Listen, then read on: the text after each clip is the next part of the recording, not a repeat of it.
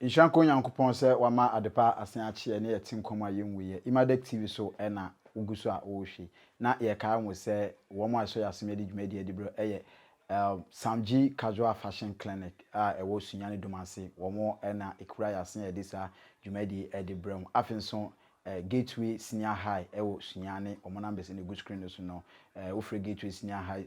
school ombe hia na omo no wadi nsawoso se ne be ya won so obetumi atwere wasi results exam CB na wa pass enya better results now so di akọ school and quick one. In fact in some bebre is Ghana but assemble akọ isi wo man Ghana msisi a trendy pa and say some we number last year you say Bullion van bi ekokoshia and robbers Emma police ni young guy bi ana otimu no omo bonituo den eku no na asemwe eba ye no ma even among from price suggest say ankebeya anka yempe Bullion van a ebia so omotim no omokwa ye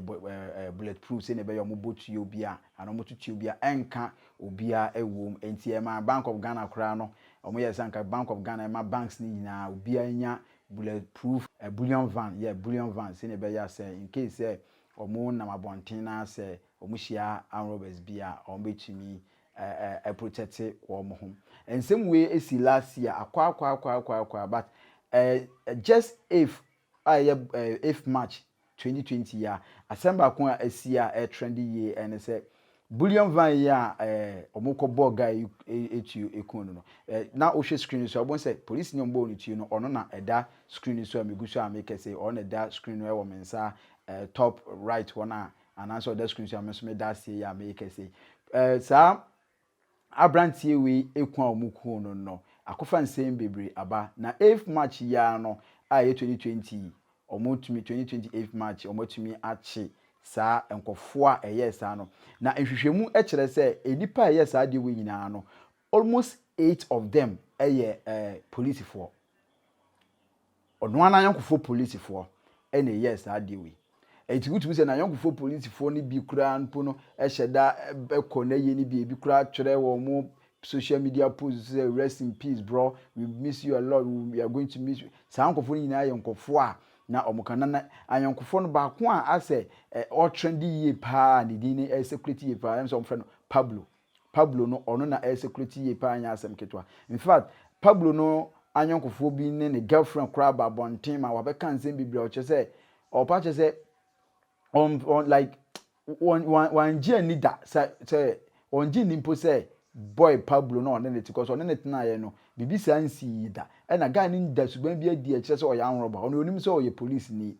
but then ye kire Pablo no ono kura mpo na dabrem say o shoot guy ni cool no em say dabre tama incidents ni si ye ni ade o mo ye robbery ni wi no Pablo no ananse omumu ba ko ehu guy no oh chale na mo na mo ye sei enti na akwai say wahu no enti se wan finish ne dia enye den a edinsem bebri ebeba na onim men kan san kwachi ne yenkokutie audio bi a the guy bi am so ye police ni a onim Pablo ni yi pa no o cheche ni nsi mu yenkokutie ta audio no mra boys na moti asama aba gaga asama aba de chale enya sam kitwa o mo ka se Bullion van bi da OSEI police ni boy bi omko bo ni tuo no chale that them all be policemen o them all be personnels. I swear omunyina personnels ono ani de po mates for ni ko bo ni tuo da adede mpo no ya chi omunyina ya chi omo fiti Monday no ya chi omunyina boy nye easy trust nobody I swear. Ba me bomb pa say anye ko for do trainee e akra de put trainees 5859 for no omo na di say adwuma no wo mu da wo mu de pomate ba ko na mo ka say somewhere last year bibisa guy be constable bi ko ye good deal bi alarm so anu no mo tie no wenyi pa wenyi ba no e constable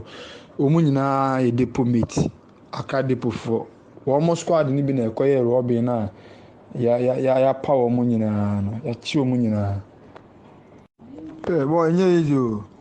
boy no kwa ya ko Western Togo na me na o me na friend Pablo or National SWAT national swat for the D say adwuma no watching nipa be 8 yeah, including Amora no. Say according to you know, I say Nancy a Robin case BC. Minim say East Legon ho baby o Bullion van be and moment to me and succeed. Yeah, inti ano na nka alarm o ya asoa no. Eno odwane free ho. One two bad in the you.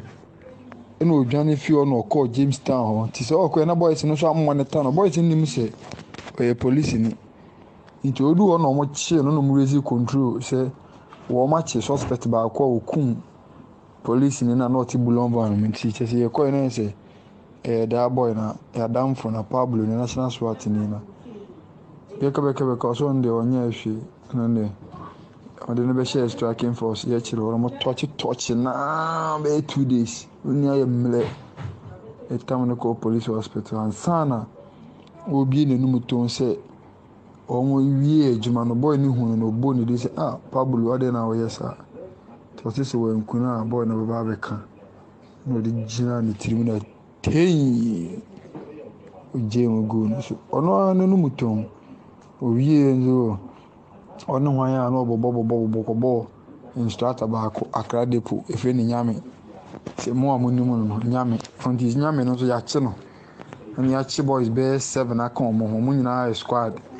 sawo mo mate ba me say that Accra Depot for that 5859 for the masan go one mo ni pa ba ko ne sa ko ye gold deal bi a one mo achi no ye jeli no that squad na bia chale enye izo me bompa pa se me dese ko for do training ni bia anya de enka ye hu kwa ba ye sane mo ye nye ba ni nyina me bompa se onu bi ya di bi na se nya onu anu atia no chale hwe ba bi o fi o dia akoba no Pablo me no pictures bebrebe ba me pese me de betu group no say group room de se be onyo million na papa me no pictures bebrebe ono anu no mutum na confess masa enye izo de ono no hai audio ni yakwa kotie aba no chale won se wutie mu nsema ekwa na se woni se wutumi se enipa timo odin pa enya asem ke 20 ono anan nkofo a mo ye police fo anytime mo call se police fo no call se mo kwa kwache wo mo information ye nya che se emu mienu ye se mo ni police fo no exchange ye friends fire guns ananse bisa ama ekoju baabi no ya bomienu tuo mo so ayede afrim etisi ano aka 6 no energy omodo omonam quarter ye omo up and down ye hwehwe up and down ye hwehwe ensem no na me gina we so aka say we have to be very careful e won nkofo bi atwa ye nwo hia nkofo bi no omonam enye bibia na ye wo say ye buma nkofo bisa ehu cause to the extent say ayonkofo omonam a omo ye police for ebetumi aye BBC no de na say no odin ade ba kon so am person make can say Ghana police no I think say the way omo fa so e recruiting nkofo no say nima no e was say I think say omo check na ye hu niema bi ye obi background no bibia and sana ye be recruitment bi say ye ma asem ko so hwe Emadek TV nyame enhira mo gateway sinya ha eso yasne ene edi dwumadi bremo Samji casual fashion clinic and also can one edi dwumadi edi bremo ye da ma